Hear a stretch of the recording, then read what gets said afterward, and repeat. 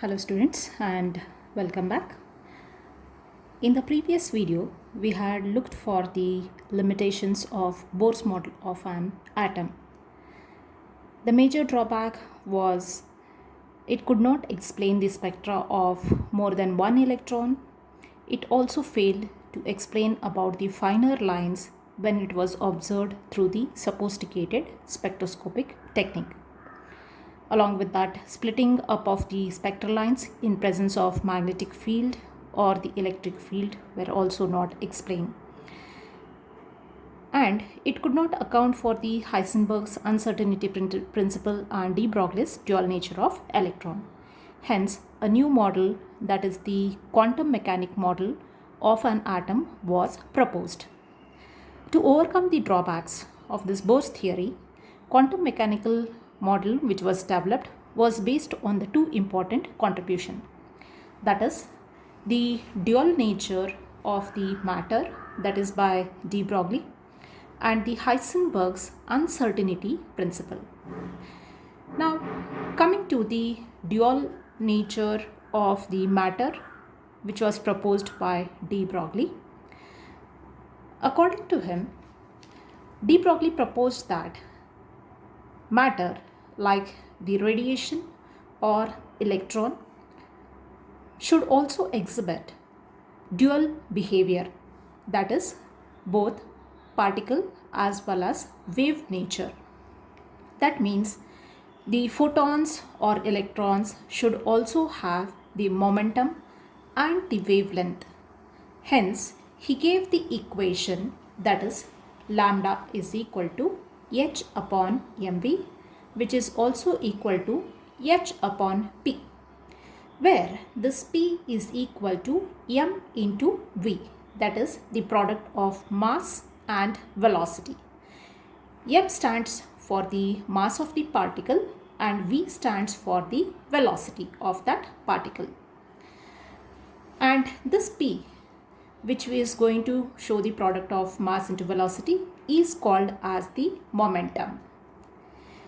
So this is the equation which was proposed by de Broglie. Here h stands for Planck's constant, whose value is equal to 6.626 into 10 raised to minus 34 joule second, or it also can be expressed in terms of kg meter square per second. So this is the equation which was given by de Broglie.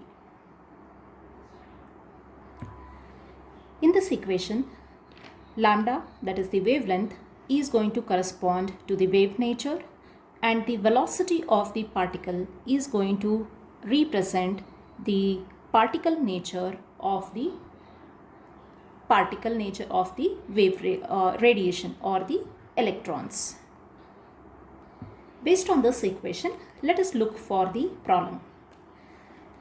If the velocity of the electron in Bohr's first orbit is 2.19 into 10 raised to 6 meter per second, calculate the de Broglie's wavelength associated with it. So they have mentioned the velocity of the electron. So in this case, when we are going to consider the velocity, it comes out v is equal to 2.19 into 10 raised to 6 meter per second. And they have asked to calculate the wavelength.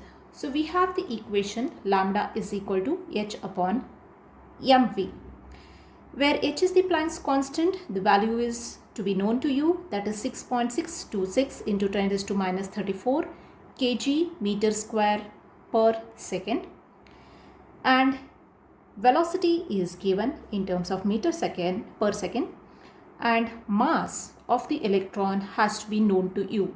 So the mass of this electron is 9.1 into 10 raised to minus 31 kg. This is to be known. So by making use of all these terms, by substituting it, we have h is equal to 6.626 into 10 raised to minus 34 kg meter square per second divided by mass, that is 9.1 into 10 raised to minus 31 kg, into velocity, that is 2.19 into 10 raised to 6 meter per second. So when we are going to do this calculation, On simplification, we are going to get the value is equal to 3.32 into 10 raised to minus 10 meter. You can also convert this in terms of picometer. So in terms of picometer, it will come to be as 332 picometer. As you know that 1 picometer is equal to 10 raised to minus 12 meter. So you can make use of this term and you can express it either in terms of picometer or in terms of meter. So in this way, by making use of this equation, we can find out the wavelength. So this is one of the example. Next to that one, we have the next example. In the next example, the mass of an electron is 9.1 into 10 raised to minus 31 kg. So in this equation, in this question, they have mentioned the mass. But otherwise, in some of the questions, they do not mention the mass of the electron. So it should be known to you. If its kinetic energy is 3 into 10 raised to minus 25 joules, calculate its wavelength. Now in this case, the mass of the electron is given.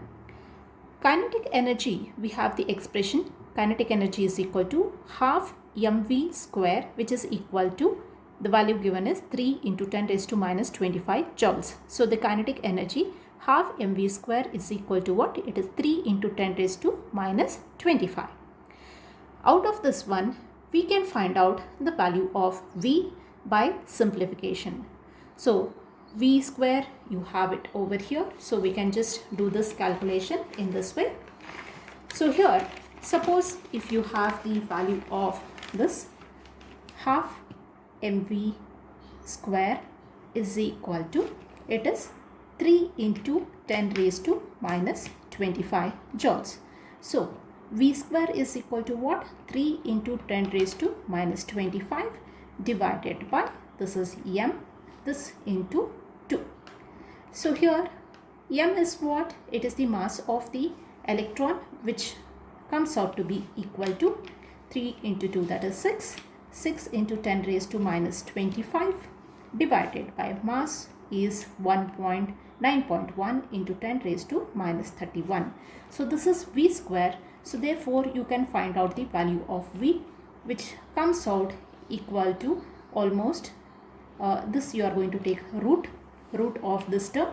So on simplification, you are going to get it as 0.6593 into 10 raised to 6, which is equal to 0.8119 into 10 raised to 3, which comes out equal to 8.11 into 10 raised to 2 meter per second. Now what we have found? We have found the velocity. Now what else is to be found in this one? We have to find the wavelength. So now we can make use of this de Broglie's equation now, because velocity was not given. We have found the velocity from the given kinetic energy. Now after finding the velocity, now next thing is we are supposed to find out the wavelength. So for the wavelength, you know that lambda is equal to what? It is h upon mv. So h value is what? 6.626, or you can take 6.63 into 10 raised to minus 34, that is kg meter square per second, divided by mass of the particle, that is the electron, 9.1 into 10 raised to minus 31. This is in terms of kg, into you have the velocity, what we have got it as 8.1 into 10 raised to 2 meter per second. So now on simplification, you are going to get this value, which is equal to 8.99 into 10 raised to minus 7 meter. So this will be the value of wavelength. So this is how we can calculate the wavelength velocity from the given terms. So this is about the de Broglie's dual nature of the electron and its equation. Now after knowing this one, there was one more contribution towards the quantum mechanic model. So the next contribution was done by Heisenberg, and this was called as the Heisenberg's uncertainty principle. So now let us go ahead with what is meant by Heisenberg's uncertainty principle and how it had helped for the development of the quantum mechanic model of an atom.